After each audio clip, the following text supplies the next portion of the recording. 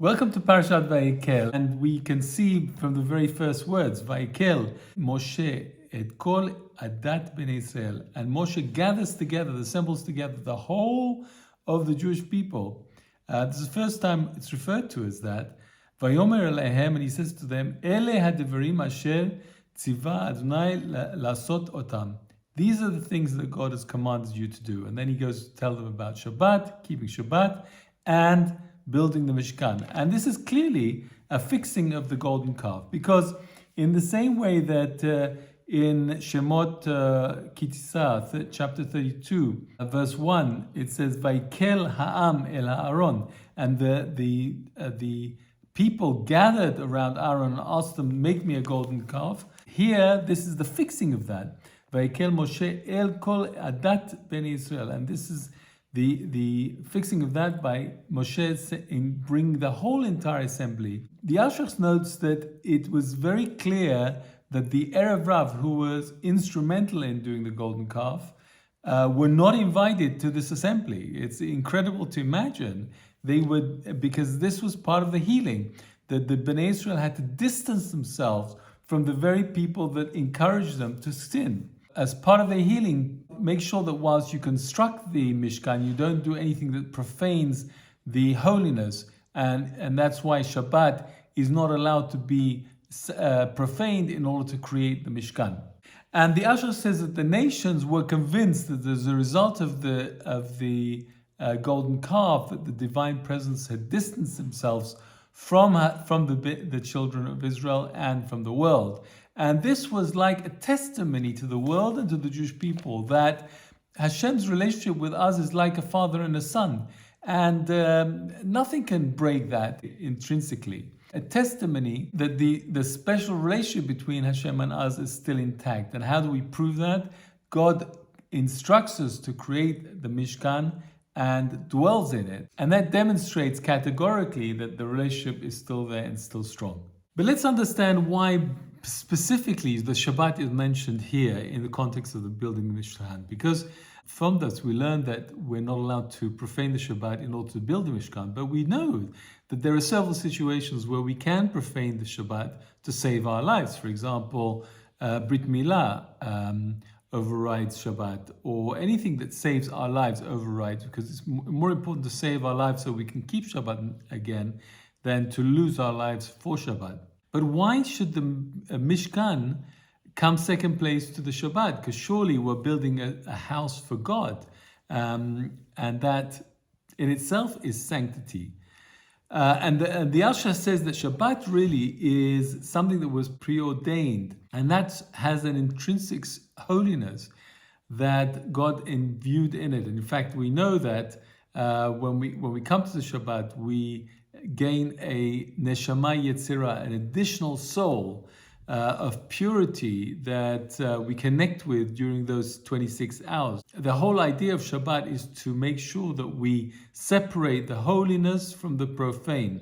And that's why we're not allowed to do melacha, work, on Shabbat, because mixing the two defeats the whole purpose of Shabbat. The whole purpose of Shabbat is to elevate ourselves to a higher unity with Hashem, a higher closeness to Hashem. And in order to do that, we have to make sure that anything creative that we do during the week is stayed in the week, and that stays as melacha, and is not interwoven and mixed it in any way with the holiness of Shabbat. But let me ask you a question. How is it possible that a group of slaves who had just come out of Egypt some 6 months ago are able to become master craftsmen in creating the most beautiful artistic work for the Mishkan, which involved dealing with metals such as gold, silver, and copper, precious gems, weaving special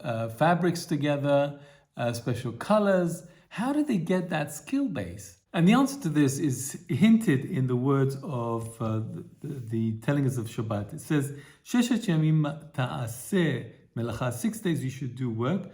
B'yom hashvi'i yeh lachem kodesh Shabbat. And the 7th day should be for you a holy Shabbat. And it's in those 6 days that work should be done. The implication is that who's doing the work? Hashem himself is doing it. And in the same way that Hashem himself makes his involvement in completing the Mishkan contingent on us doing our part first, in other words, doing whatever we can with the knowledge that we can, he then comes in and does the rest. And incredibly so, gives us the credit for it. And this is suggested in verse 10, which says, V'chol chacham lev bachem yavo, and every wise-hearted person amongst you should come, ve'ya'asu, and they will do. Who's the they?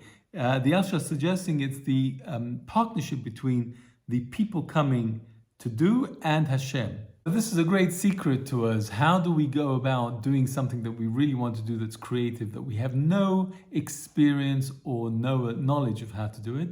All we have to do is do it for the sake of Hashem and do whatever we can that's within our facility to do, and Hashem will come in and do the rest. Because at the end of the day, creation is a partnership between Hashem and us. And as long as we let Hashem into our creative world, then everything is possible.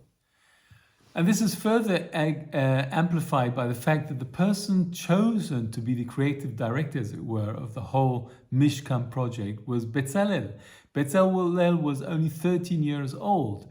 He was Bezalel, son of Uri, son of Hur, from the tribe of Yehuda. And you'll recall that Hur was the person who was put in charge with Aaron by Moshe prior to the golden calf, and he was actually killed as a result of confronting the Erev Rav in their pursuit of making this calf. And it's a poetic beauty that Hashem gives to the grandson of Hur the very responsibility of creating this Mishkan, which actually is a fixing of the sin of the golden calf. And how do you do it? Well, even yesterday, Yoel Tojuman told us in his Sudah Shishit that when you're 13, you're more creative than later on in your life, because when you're 13, you don't have the memories of restrictions in your mind that stop you from doing the amazing thing you were born to do. Bezalel had 3 critical characteristics that were essential. He had wisdom, understanding, and knowledge. And these are the 3 things that the Mishlei says God created the world with. And so he was able to deduce from the powers of the letters of the Hebrew alphabet how Hashem used the letters to create the world. And he used this knowledge and understanding in creating the Mishkan. He was able to bring the highest spiritual Mishkan down to this world by connecting the spiritual Mishkan with the physical Mishkan, and thereby bringing the Shekhinah down by using special kavanot. And let's jump now to Pekudei, which is the double parasha for this week. Ele Pekudei ha-Mishkan, Mishkan ha-Edut. There's a repetition of Mishkan twice, and it's called the Mishkan ha-Edut, which is the tabernacle of testimony.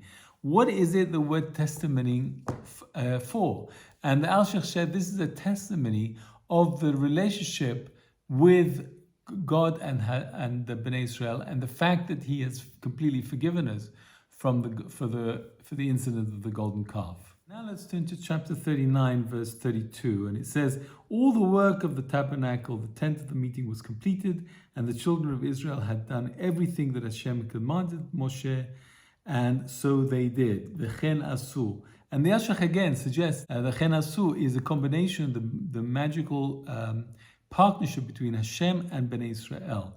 So although Hashem helps us to do the mitzvot in completing the mitzvot, He considers it as if we have completed the mitzvah ourselves.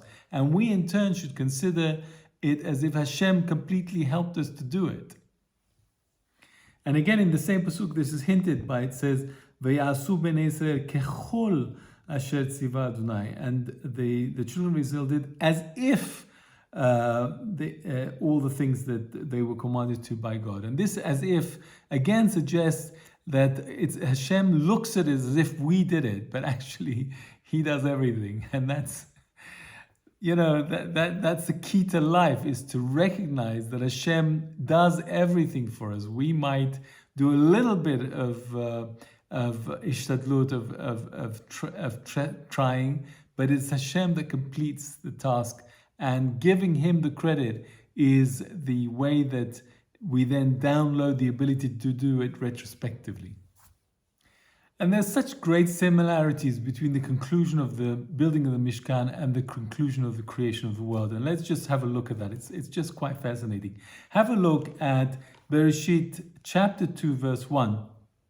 And thus the heaven and the earth were finished, and by the seventh day God completed His work which He had done, and He abstained on the seventh day from all the work that He has done. And God blessed the seventh day and sanctified it. And here in the conclusion of the Mishkan, chapter 39, verse 42, it says, like everything that Hashem commanded Moshe, so did the children of Israel perform all the labor. Moshe saw that the entire work, and behold, they had done it as Hashem has commanded it. So they had done. Again, this phrase, v'ken hasu, and so they did. This combination of Hashem and the Jewish people. Then it says, Moshe blessed them. How did Moshe bless them? May the Shekhinah rest upon you, your handiwork. Even though you build the Mishkan, it's still not enough for the Shekhinah to rest upon it, because the Shekhinah must rest in you, in your righteousness. Then it will rest in the Mishkan. And I think what he's talking about is Hashem says, make a Mishkan for me, and then I will rest in them, or in the hearts of the Jewish people. And it's as if we are, in these solar panels, you have mirrors all around the center core, and the mirrors are reflecting the sun into the center core. So in the same way, it's our righteousness and building the Mishkan with the right intention that allows Hashem to dwell in us, and then that dwelling in us, the Shekhinah in us, is propelled into the Mishkan, which is the resting place of Hashem. And then Hashem can then rest on the Mishkan. And now let's look at the end of this process, chapter 40, verse 18. Vayakem Moshe et HaMishkan. And Moshe himself erected the tabernacle. Now I asked you, the tabernacle is huge, massive structure, even though it's temporary structure, a massive structure with beam, a acacia wood.